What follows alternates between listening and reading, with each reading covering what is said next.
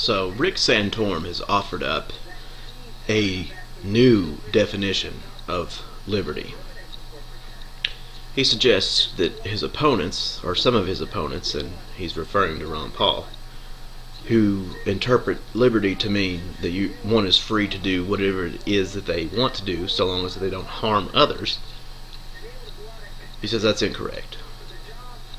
Instead, he suggests that what liberty actually is, and what they ought to interpret it as, is that one is free to do what they ought to do.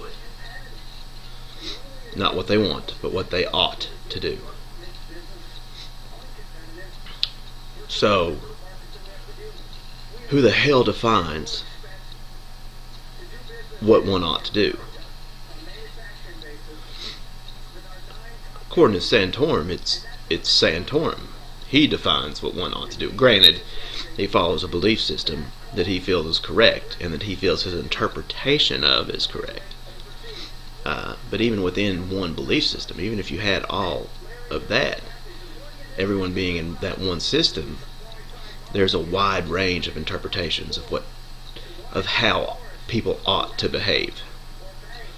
Saying that I'm free to do what I ought to do, or what people feel I ought to do, is essentially the same as saying I'm free to follow orders. And that's not liberty at all. And what's funny is, while the media is trying to dig up all this stuff from 20, 30 years ago on Ron Paul to try to, drag him down, the newsletter didn't hurt his poll numbers, so they're going to bring up an even older selection of writing. While they're focused on that, and ignored his rise in the polls and considered it, it's just a outlier, it doesn't translate into actual political power, blah blah blah. They're actually kind of positively covering Rick Santorum's massive surge from 9 to 14 or 15% or whatever it is in Iowa. They're talking about, well, he could be a viable candidate. Anyone with that definition of liberty should never be a viable candidate, in my opinion. I would never vote for him.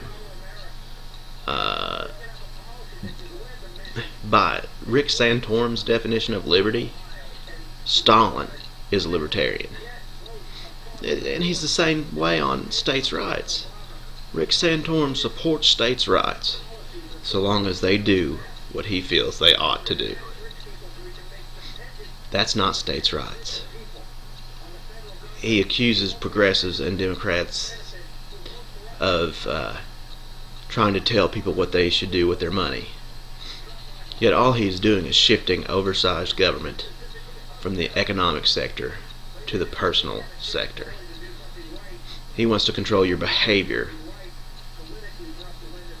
not how you invest your money or spend your money. But really, it'll eventually get to that, because some behaviors that he dislikes require that you spend money, and you can't spend your money in that manner, because the act itself is not something you ought to do. I cannot believe that no one brings that ridiculous statement up. That is just absurd.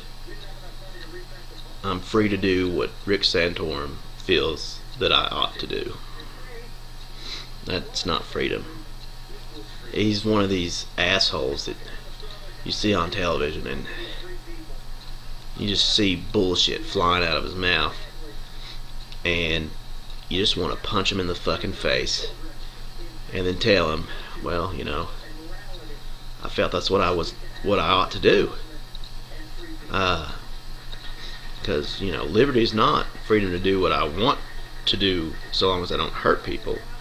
It's the freedom to do what I ought to do, even if that requires harming people. And clearly, Rick Santorum is one that requires harming. So if I were to follow his method, I would punch him in the face if I ever ran into him. So that shows how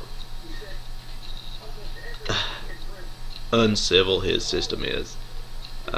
Granted, it would probably be fun to punch him in the face, but he's not worth the time.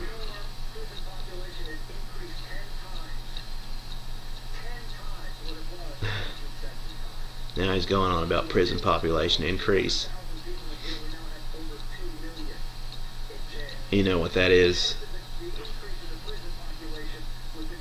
That's actually the government's fault. He's going to blame individuals here.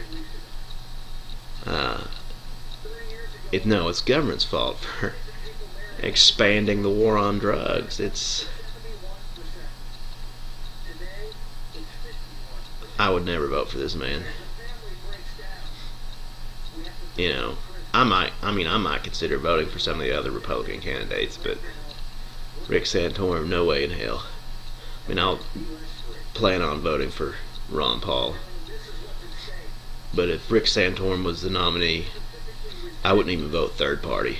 Even if Ron Paul was third party, I would vote Obama to make sure that Rick Santorum did not become president.